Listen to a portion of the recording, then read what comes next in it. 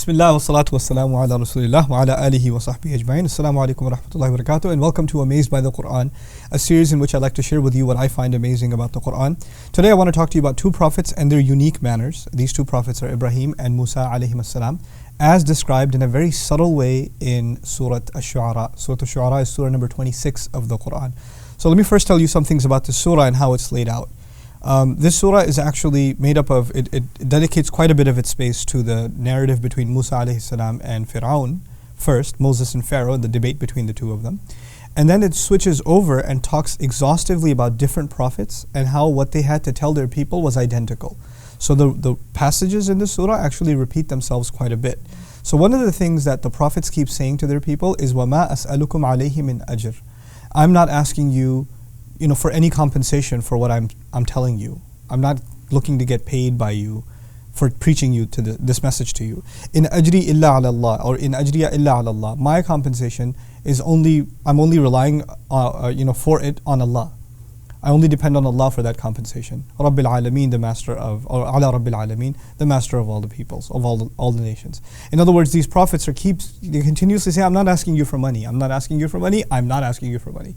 So this is repeated on the tongue of Nuh, Saleh, Shu'aib, etc., etc. They keep saying the same thing over and over again. But you find, even though that's so consistent, the two prophets that don't say this. So you have وَاتْلُ عَلَيْهِمْ نَبَأَ Ibrahim, recite onto them, read onto them the news of Ibrahim. إِذْ قَالَ لِقَوْمِهِ لِأَبِيهِ وَقَوْمِهِ مَا تَعْبُدُونَ. When he said to his father and his people, what are you worshipping? So he didn't say, I'm not asking you for compensation like everybody else. And the other prophet you don't find saying this in the surah, that everything else is so consistent in, is Musa. Which is awesome, because Ibrahim alayhi salam is going to be preaching to his dad.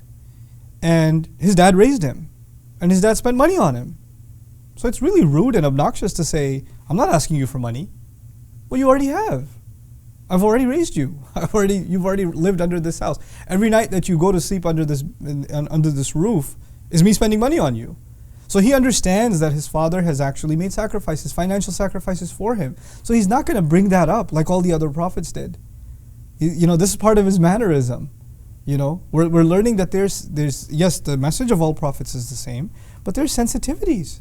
And you have to acknowledge the good. Even a disbeliever is that his father builds idols. His father builds idols. But he's not going to say to him, I don't need your money. He's not going to talk to him like that. That's hurtful. That'll help you understand why even Musa wouldn't speak like that to Fir'aun.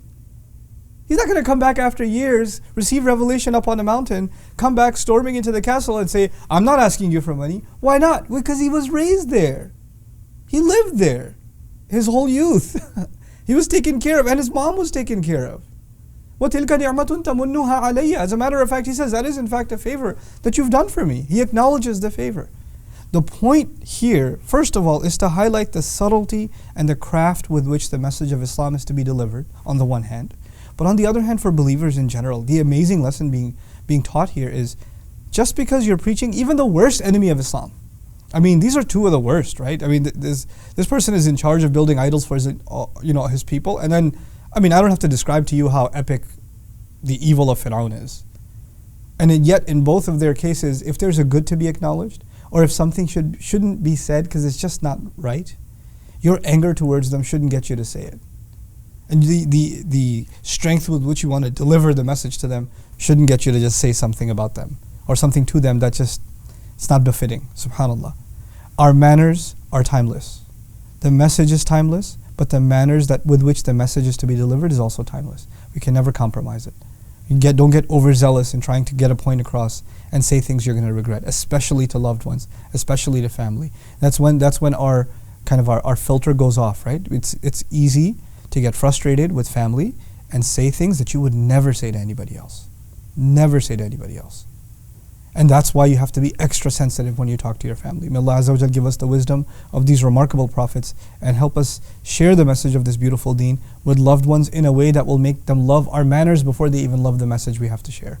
Barakallahu li wa lakum. Assalamu alaikum wa rahmatullahi wa barakatuh. Assalamu alaikum wa rahmatullah. If you enjoyed this video, please do share it with friends and family. If you want to see more videos from this series, click on the box at the top. If you want to see other videos, click on the box at the bottom. And don't forget to hit the subscribe button. Thanks.